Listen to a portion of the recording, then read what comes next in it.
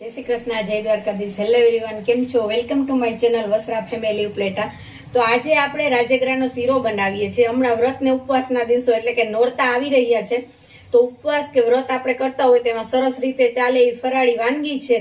અને આજે છે 11, તો આપણે બનાવીએ છીએ રાજગરાનો શીરો. તો મને થયું લાવો તમારા બધા સાથે શેર કરું કે રાજગરાના શીરામાં પરફેક્ટ માપ સાથે આપણે કેવી રીતના બનાવી શકીએ.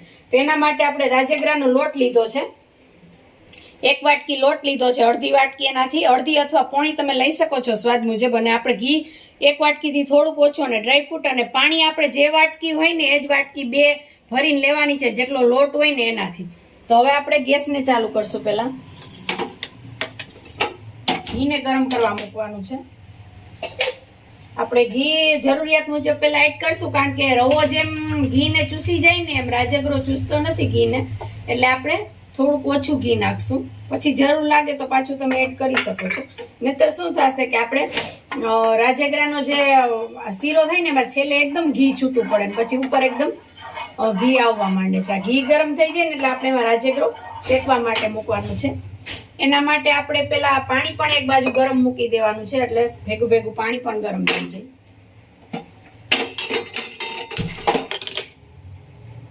ઘી ગરમ થઈ ગયું છે ને આપણે એમાં લોટ એડ કરી દઈશું.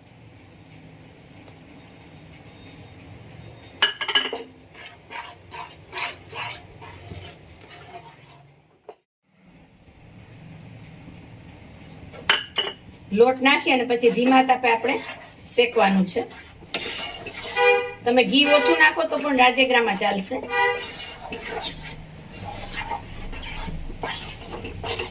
અને આ શીરો બનતા 5 થી 7 મિનિટ જ થાય છે, બહુ વાર નહીં લાગે તમારે.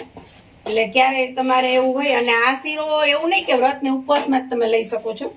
આ શીરો સારો એવો હેલ્ધી હોય છે, કેલ્શિયમ વધારે હોય છે આમાં રાજગરામાં. એટલે તમે આ શીરો અમથા દિવસે પણ બનાવી શકો ને ખાઈ શકો છો. આનાથી હાડકા પણ મજબૂત બને છે. રાજગરાના ઘણા ફાયદા થાય છે. થોડુંક ઘી આમાં વધારે છે. આપણે તમારે જે ઓછું રાખવું હોય તમે ઓછું પણ રાખી શકો છો. અને આવી રીતના શીરાને શેકવાનો છે ધીમા તાપે. આપણો આ જો રાજગરાનો લોટ સરસ ગુલાબી કલરનો શેકાઈ ગયો, એટલે ઘાટા કલરનો દાણો પણ થોડોક ફૂલી મોટો થઈ ગયો છે, એટલે શેકાઈ ગયો છે. હવે આપણે આમાં પાણી ધીરે ધીરે આપણે જે ગરમ કર્યું છે ને પાણી ધીરે ધીરે એડ કરવાનું છે.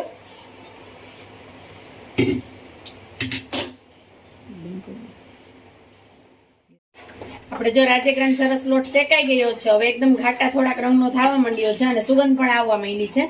હવે આપણે આમાં ધીરે ધીરે જે ગરમ કરેલું પાણી છે ને એડ કરવાનું છે આપણે.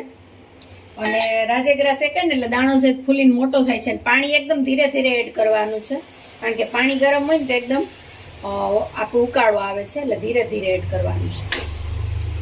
જેટલું આપણે શીરો હતો ને એનાથી આપણે એકદમ ચલાવતું રહેવાનું છે, ને તો લમ્સ થવાની બીક લાગે છે.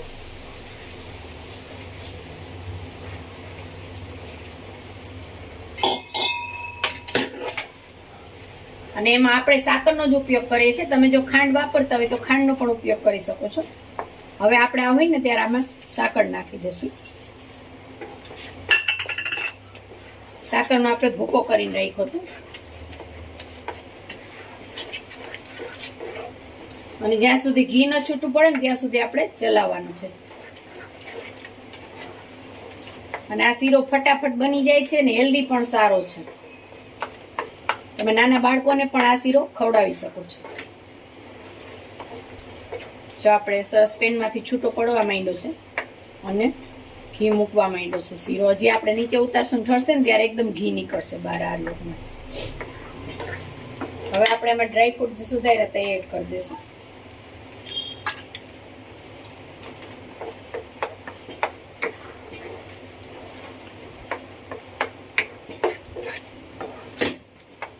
તો તમે પણ જરૂરથી એકવાર આ શીરાની ટ્રાય કરજો. વ્રત અને ઉપવાસમાં ખાસ કરીને નોરતા આવી રહ્યા છે તો સારી એવી વાનગી આ બને છે. અને એકદમ આપણે ભૂખ પણ નથી લાગતી, એટલે વ્રતમાં તમે આનો ખાસ ઉપયોગ કરી શકો છો.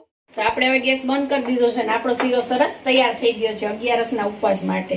તો અમારી આ વાનગી કેવી લાગી એ કમેન્ટ કરીને કહેજો. અને તમે ક્યાંથી જોવો છો આ વિડીયો એ પણ કમેન્ટ કરીને કહેજો, એટલે અમને ખ્યાલ આવે કે અમારા વ્યુઅર ક્યાંથી વિડીયો જોવે છે. તો અમારા વિડીયોને લાઈક કરજો, શેર કરજો, કમેન્ટ કરજો. અને અમારી ચેનલ પર જો તમે નવા હોય તો અમારી ચેનલને સબસ્ક્રાઇબ કરજો. જય શ્રી કૃષ્ણ.